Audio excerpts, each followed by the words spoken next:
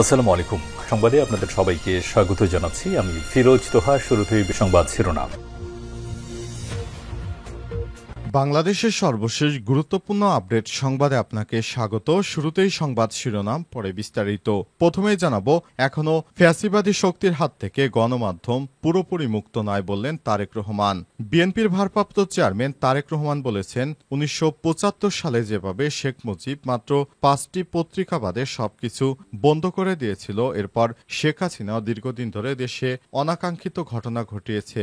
একদলীয় শাসন ব্যবস্থা কায়েম করেছে হাসিনার শাসন আমল এতটা ভয়াবহ ছিল যে সাধারণ মানুষ কথা বলতেও ভয় পেত। ১৯৭৫ সালের মতো আবারও বাংলাদেশকে সেই একইভাবে ধ্বংস করেছে হাসিনা। জানাবো, ইন্নালিল্লাহ। ইরানের ব্যাপক হামলা, ইসরায়েলের ২০ ইহুদিবাদী ডাইরেক্ট নিহত। ইসরায়েলের সঙ্গে ইরানের ব্যাপক হামলা চলছে। পাল্টাপাল্টি এই লড়াইয়ে ইহুদিবাদী ইসরায়েলের ২০ জনকে জাহান্নামে পাঠিয়ে দিয়েছে ইরান। এছাড়াও আরও ২২৪ জন আহত হয়েছে। আজ আল জাজিরার এক প্রতিবেদনে এই তথ্য নিশ্চিত করা হয়েছে। এরপর জানাবো, নতুন কৌশলে এগুচ্ছে ইরান। ইসরায়েলের রাজধানী তেল আবিব, ইসরায়েলের বন্দরনগরী হাইফা ধ্বংস করে দিয়েছে তারা। নতুন কৌশলে ইসরায়েলের তেল আবিব এবং বন্দরনগরী হাইফায় ক্ষেপণাস্ত্র হামলা চালাচ্ছে ইরান। স্থানীয় সময় আজ ভোররাতে তেল আবিবের আকাশে একাধিক ক্ষেপণাস্ত্র দেখা গেছে। সময় জেরুজালেমেও ব্যাপক হারে হামলা চালানো হয়েছে। ইহুদিবাদী ইসরায়েলের অবস্থা গাজার থেকেও ভয়ানক খারাপ হবে বলে মন্তব্য করেছে ইরানের সেনাবাহিনী। জানাবো, দখলদার ইসরায়েলে ৩৭০টি ক্ষেপণাস্ত্র হামলা করল ইরান। সংঘাত শুরু হওয়ার পর এ পর্যন্ত ইরান মোট ৩৭০টি ব্যালিস্টিক ক্ষেপণাস্ত্র, শতাধিক ড্রোন ইসরায়েলকে লক্ষ্য করে নিক্ষেপ করেছে। আজ মার্কিন সংবাদ মাধ্যম সিএনএন-এর এক খবরেই তথ্য জানানো হয়েছে। এবারে জানাবো, ইসরায়েলে পরমাণু হামলা চালাবে পাকিস্তান।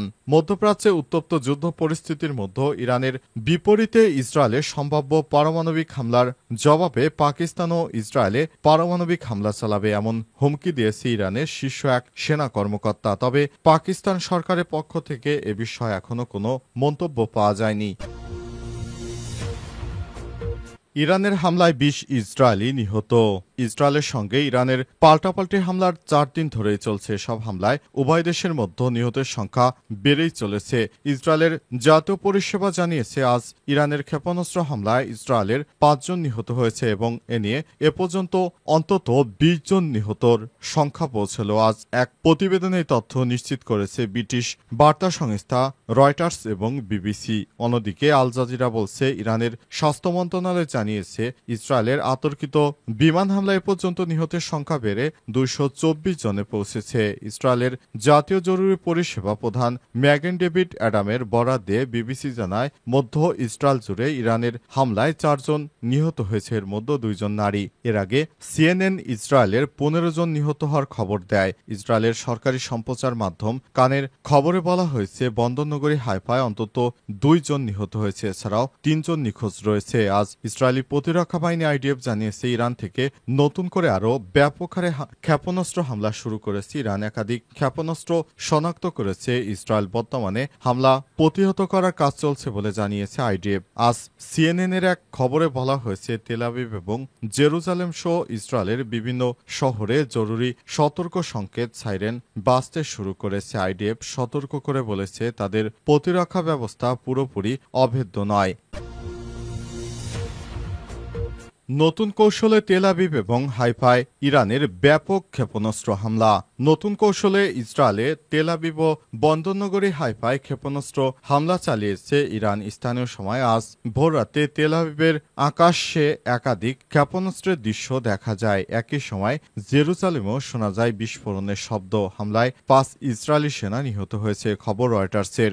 ইসরায়েলের পারমাণবিক ও ব্যালিস্টিক ক্ষেপণাস্ত্র কর্মসূচি লক্ষ্য করে চালানো আগাম হামলায় পাল্টা জবাব হিসেবে তেহরান এই আঘাত হানে। ইসরায়েলের জাতীয় জরুরি সেবা বিভাগ জানিয়েছে, সর্বশেষ ইরানি হামলায় অন্তত ৫ জন নিহত হয়েছে। আজ এ পর্যন্ত ইরানি হামলায় অন্তত ১৯ জন নিহত হয়েছে। হামলায় আরও অন্তত ১০০ জন আহত হয়েছে। হাইফায় ধ্বংসস্তূপে উদ্ধার অভিযান চলছে। জরুরি বিভাগ জানিয়েছে, সেখানে প্রায় ৩০ জন আহত হয়েছে। বন্দরের কাছে একটি বিদ্যুৎ কেন্দ্রে আগুন জ্বলতে দেখা গেছে বলে জানিয়েছে স্থানীয় গণমাধ্যম। তেল আবিবের একটি ঘনবসতিপূর্ণ এলাকায় কয়েকটি আবাসিক ভবন ধ্বংস হয়ে গেছে। ওই এলাকার মাত্র কয়েকশো মিটার দূরেই মার্কিন দূতাবাসের একটি শাখা অবস্থিত। দূতাবাস ভবনে কিছু ক্ষতি হলেও কেউ আহত হয়নি বলে জানিয়েছে মার্কিন রাষ্ট্রদূত। এদিকে ইরানের বিপ্লবী গার্ড জানিয়েছে সর্বশেষ হামলায় তারা এমন একটি নতুন কৌশল ব্যবহার করেছে, এর ফলে ইসরায়েলের বহুস্তর বিশিষ্ট প্রতিরক্ষা ব্যবস্থা নিজেদের মধ্যে দ্বন্দ্বে লিপ্ত হয়েছে। ইসরায়েলে ৩৭০টি ক্ষেপণাস্ত্র হামলা করেছে ইরান। সংঘাত শুরু হওয়ার পর থেকে ইরান মোট ৩৭০টি ব্যালিস্টিক ক্ষেপণাস্ত্র ও শতাধিক ড্রোন ইসরায়েলকে লক্ষ্য করে নিক্ষেপ করেছে। আজ মার্কিন সংবাদ মাধ্যম সিএনএনের খবরে এই তথ্য জানানো হয়েছে।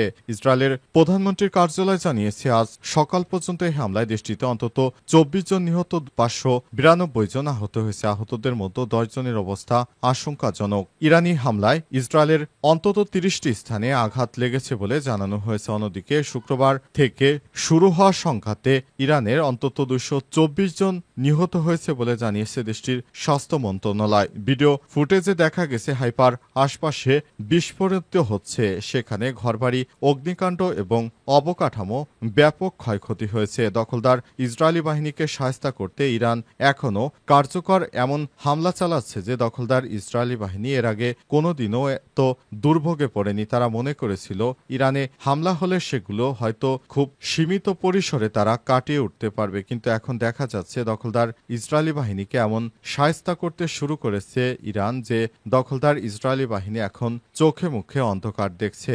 অবস্থায় দখলদার ইসরায়েলি বাহিনীর এখন পালানো ছাড়া উপায় নেই। তারা পালাতে শুরু করেছে। তারা এখন পালিয়ে যাবে কোথায়? কারণ চারদিক দিকে তাদের ঘিরে ফেলেছে ইরান। ইরানের বিভিন্ন সংবাদ সংস্থা থেকে এ বিষয়টি নিশ্চিত করা হয়েছে যে দখলদার ইসরায়েলি বাহিনী এখন ব্যাপক বেপরোয়া হয়ে উঠেছে। তাদেরকে শায়েস্তা করার জন্য ইরান চমক দেখাতে শুরু করেছে। ইরানের হামলায় একের পর এক ইহুদিবাদী ইসরায়েলের বিভিন্ন স্থাপনা গুঁড়িয়ে দেওয়া হচ্ছে। এখনও ফ্যাসিবাদী শক্তির হাত থেকে গণমাধ্যম পুরোপুরি মুক্ত নয় বললেন তারেক রহমান।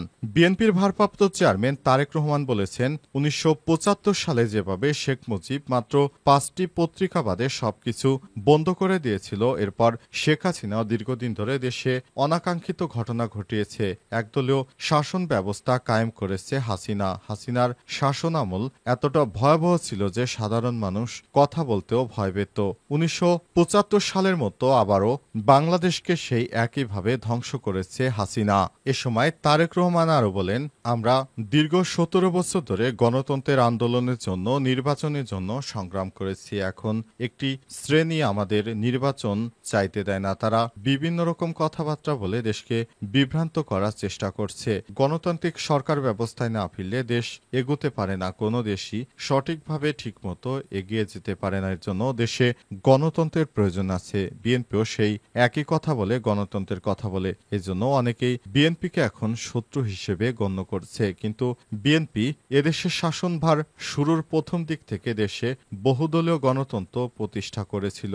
বিএনপির নেতাকর্মীরা এদেশের সমস্ত রাজনৈতিক দলকে আবারও নতুন করে রাজনীতি করার সুযোগ দিয়েছে। কিন্তু শেখ হাসিনা ফ্যাসিস্ট সরকার বিগত ১৭ বছর দেশটাকে একটি তাবেদারি রাষ্ট্র হিসেবে পরিণত করেছে। তারেক রহমান আরও বলেন, শেখ হাসিনা যেভাবে বাংলাদেশকে শাসন করেছে সেটা কোনোভাবেই মানা যায় না। কারণ দেশের মানুষ কোনো কথা বলার স্বাধীনতা ছিল না। এমনকি আমিও কোনো টেলিভিশন চ্যানেলে কথা বলতে পারতাম না বা আমার কোনো বক্তব্য প্রকাশ করা হতো না। কিন্তু এখন দেখুন আমরা কিভাবে কথা বলতে পারছি, স্বাধীনভাবে মত প্রকাশ করতে পারছি। একটা সময় ছিল ১৯৭৫ সালে যখন শেখ হাসিনার পিতা শেখ মুজিবুরও বাংলাদেশে বিভিন্ন অপকর্ম করেছে। কোনোভাবেই শেখ মুজিবুর বাংলাদেশে শাসন কোনোভাবেই যেন ঠিকভাবে চালাতে না পারে, এজন্য তারা অনেক অপকর্ম করেছে। এ কারণে বাংলাদেশ আর আগের জায়গায় যাবে না বলেও মন্তব্য করেছেন তারেক রহমান।